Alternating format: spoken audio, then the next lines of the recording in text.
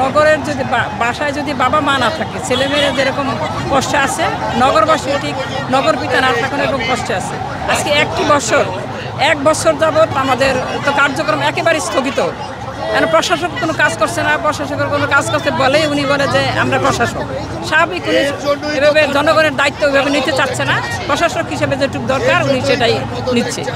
এখন মনে করেন ওয়ারিশ সনদ আমরা দিতে পারছি না, তারপরে প্রত্যয়নপত্র যেটা নাগরিক সনদ সেটাও দিতে পারছে না, জন্ম নিবন্ধন নানা রকমের অসুবিধা। একটা প্রত্যয়নপত্র আনতে পারে, নাগরিক সনদ আনতে গেলে আমরা মনে করেন 3-4 দিন প্রয়োজন হয়। একদিন ওরা লেখে, আরেকদিন দেখে, আর প্রশাসকের কাছে যায়, সিগনেচার করে। নাগরিকের অনেক অসুবিধা হচ্ছে। অভিভাবক ছাড়া একটি ঘর শূন্য, তেমনি নগর ভবনও অভিভাবক ছাড়া শূন্য। আজকে নগরবাসী যে ভোগান্তিতে ভুগছে, তারা নাগরিক সুবিধা থেকে বঞ্চিত হচ্ছে। এখন কাউন্সিলরদেরও অপসারণ করা হয়েছে। এখন কাউন্সিলরদের কাছেও তারা সুযোগ সুবিধা পাচ্ছে না, এবং নগর ভবনে এসেও তারা কোনো সুযোগ সুবিধা পাচ্ছে না, কারণ নগর ভবনের নগরপিতা নেই। তো এটা খুবই আমাদের জন্য যন্ত্রণাদায়ক এবং দুঃখজনক। না, যেখানে সরকার যেখানে আদালত রায় দিয়েছেন ওনাকে, সেই হিসাবে আমরা যদি না মানি তাহলে আদালত অবমাননা করা হলো না, আমাদের তো অবমাননা করছে।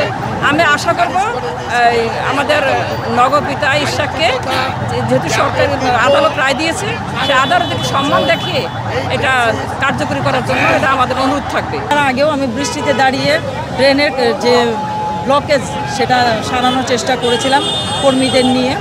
এটা একটা বিরাট সমস্যা।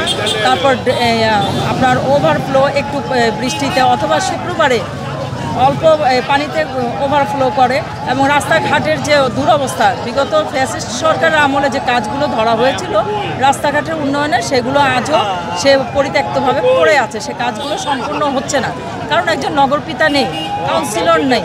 তাহলে কাজ করবে কে? একজন দায়িত্বশীল লোক না থাকলে সে কাজগুলো অবশ্যই পড়ে থাকবে। এই বিভিন্ন সুযোগ সুবিধা, ওয়ার্ডের উন্নয়ন, সব কিছু থেকে আমরা নগরবাসীরা বঞ্চিত হচ্ছি।